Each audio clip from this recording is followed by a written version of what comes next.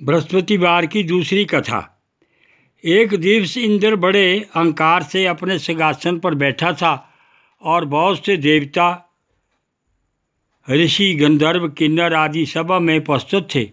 जिस समय बृहस्पति जी वहाँ पर आए तो सब के सब उनके सम्मान के लिए खड़े हो गए, परंतु इंद्र गर्व के मारे खड़ा ना हुआ।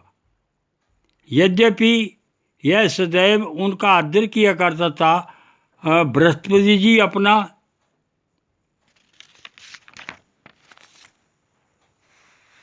अनादर समझते हुए वहाँ से उठकर चले गए।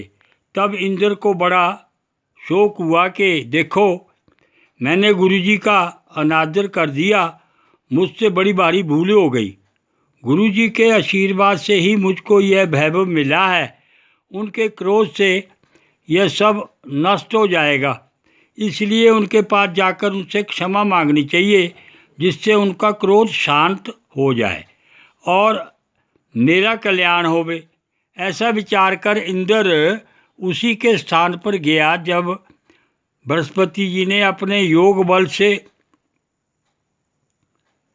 यह जान लिया कि इंद्र क्षमा मांगने के लिए यहाँ पर आ रहा है, तब क्रोधवश उनसे भेंट करना उचित न समझकर अंतर्ध्यान हो गए।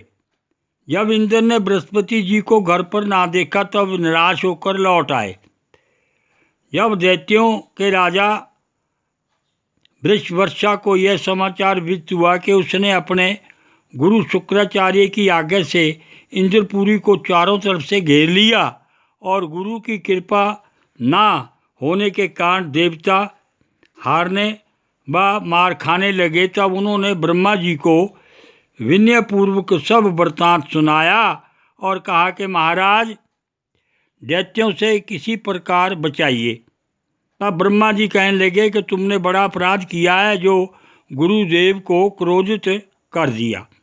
अब तुम्हारा कल्याण इसी में हो सकता है कि त्वष्टा ब्राह्मण का पुत्र विश्वरूपा बड़ा तेजस्वी और ज्ञानी है, उसे अपना पुरोहित बनाओ तो तुम्हारा कल्याण हो सकता है। ये वचन सुनते ही इंद्र त्वष्टा के पास गए और बड़े विनीत भाव से त्वष्टा से कहने लगे कि आप हमारे पुरोहित बनिए, जिससे हमारा कल्याण हो।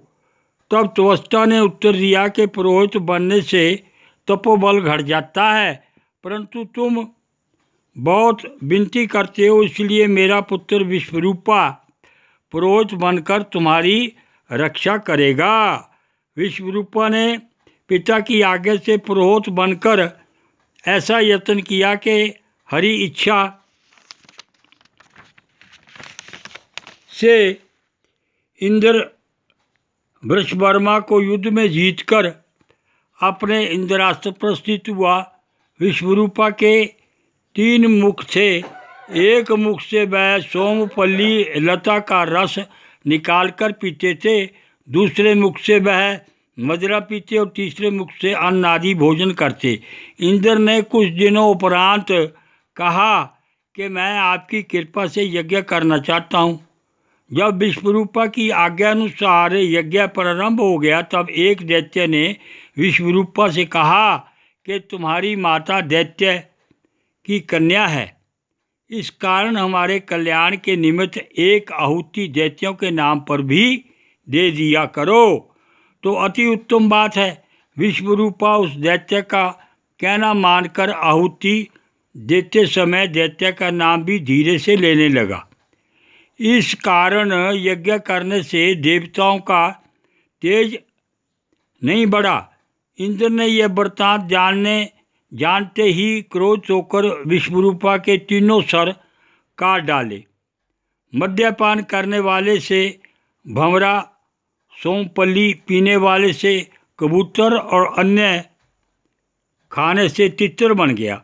विश्वरूपा के मरते ही इंद्र का स्वरूप ब्रह्महत्या के प्रभाव से बदल गया। देवताओं के 1 वर्ष पश्चाताप करने पर भी ब्रह्महत्या का पाप वह ना छुटा, तो सब देवताओं की प्रार्थना करने पर ब्रह्मा जी बृहस्पति जी के सहित वहाँ आए। उस ब्रह्महत्या के 4 भाग किए। उनमें से एक भाग पृथ्वी को दिया। इसी कारण कहीं कहीं धरती ऊंची नीची और बीज बोने के लायक भी नहीं होती। साथ ही ब्रह्मा जी ने यह वरदान दिया कि जहाँ पृथ्वी में गड्ढा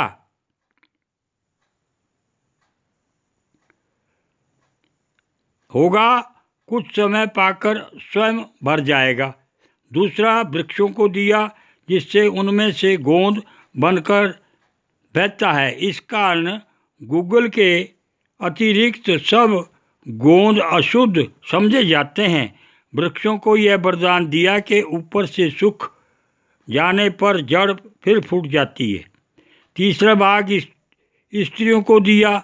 इसी कारण स्त्रियां हर महीने रासवाला होकर पहले दिन चांडालनी, दूसरे दिन ब्रह्मघातनी, तीसरे दिन धोबिन के समान रहकर चौथे दिन शुद्ध होती हैं और संतान प्राप्ति का उनको वरदान दिया। चौथा भाग जल को दिया जिससे फेन और शैवाल आदि जल के ऊपर आ जाते हैं। यह वरदान मिला कि जिस चीज़ में डाला जाएगा वह बोझ में बढ़ जाएगा। इस प्रकार इंद्र को ब्रह्महत्या के पाप से मुक्त किया। जो मनुष्य इस कथा को पढ़ता या सुनता है उसके सब पाप बृहस्पति महाराज की कृपा से नष्ट हो जाते हैं। बोल बृहस्पति भगवान की जय।